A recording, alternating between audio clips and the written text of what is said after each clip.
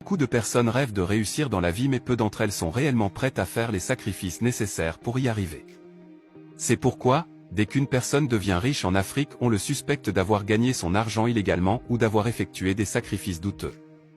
À chacun ses méthodes, dans tous les cas à moins de jouir d'un héritage, devenir riche naturellement est impossible. Si vous voulez sortir de la pauvreté et construire un patrimoine solide, vous devez faire des concessions. Cela prend du temps, de la patience, de la persévérance et des sacrifices. Voici 11 attitudes essentielles pour réussir en Afrique. Restez jusqu'à la fin de la vidéo car le premier élément va sans doute vous étonner. C'est parti. 11. Acceptez de ne pas réussir tout de suite.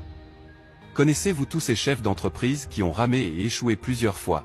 Tous ces projets à point high-tech qui ont été développés durant des années avant que quelque chose ne se débloque, toutes ces multinationales qui ont débuté dans un sous-sol avant de connaître le succès. Tout le monde est obligé de connaître des revers avant de rencontrer le succès. Cela est d'autant plus réel en Afrique qu'ailleurs, étant donné que les possibilités et les opportunités sont bien limitées.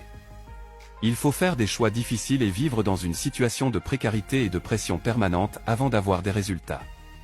Mais je vous dis, je préfère réellement galérer pendant 10 ans et pouvoir profiter de ma vie après, que de galérer à peu près toute ma vie pour me reposer à 60 ans. 10. Ne jamais commencer dans l'immobilier. Beaucoup de gens pensent que l'immobilier est le secteur phare pour devenir riche. Cependant la réalité est tout autre, l'immobilier n'est qu'un moyen de sécuriser son argent. C'est effectivement l'un des seuls secteurs qui ne peut pas s'écrouler. Mais, ce n'est pas un projet d'enrichissement, c'est un placement à long terme pour les gens qui ont déjà réussi. Par exemple, si vous achetez un terrain à 3 millions, et que vous la vendez 5 ans après à 6 millions, vous penserez que vous avez fait une bonne affaire, vu que vous avez fait 100% de bénéfices en le vendant le double de son prix. Bon, c'est pas mal, vous avez gagné 50 000 francs par mois, 600 000 francs par an et 3 millions en 5 ans. Si toutefois vous n'avez pas eu l'un des nombreux problèmes liés aux parcelles en Afrique avec les frais exorbitants qui en découlent. Mais savez-vous que même si vous n'aviez investi que 500 000 francs dans une moto-taxi, avec un bon conducteur, ça va de soi. Vous aurez gagné environ 75 000 francs par mois, ce qui est déjà mieux que votre terrain de 3 millions. Dans le cas où vous investissez les 3 millions dans 6 motos, vous aurez plus ou moins 20 000 francs par jour, 450 000 francs par mois, 5 millions et demi par an et 27 millions les 5 ans. Je vous laisse faire la différence. 9. Adapter l'idée à l'environnement.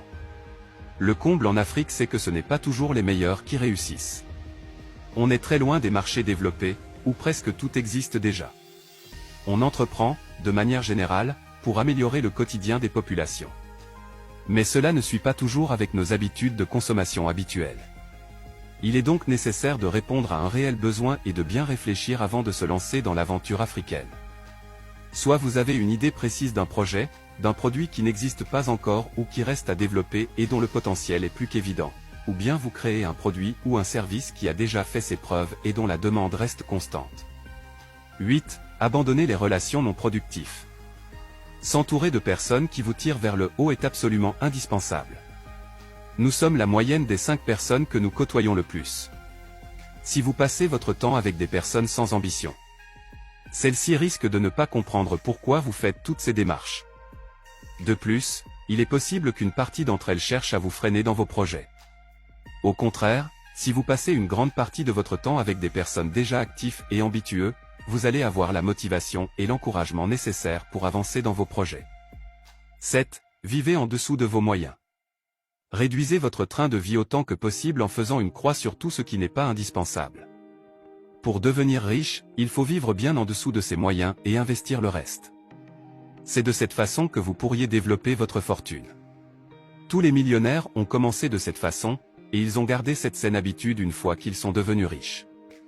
L'un des sacrifices à faire pour devenir riche est donc d'apprendre à vivre en dessous de vos moyens et d'épargner la différence. C'est ce qui servira de carburant pour commencer vos projets. Très souvent épargner paraît impossible en Afrique car les dépenses sociétales sont exorbitantes et la plupart du temps imprévues. Cependant, même si c'est bien d'aider les autres, assurez-vous que cela ne vous nuit pas à vous-même et rentre bien dans votre budget. 6. Vous devez gagner votre argent seul et discrètement. Plus votre aisance se verra en Afrique, plus des dépenses vous tomberont dessus, le prestige d'avoir un job bien rémunéré vous fera défaut, surtout si vous le montrez. Cela équivaut à appeler les membres de votre communauté à ramener leurs problèmes à vos pieds, et ces problèmes n'en finissent pas en Afrique.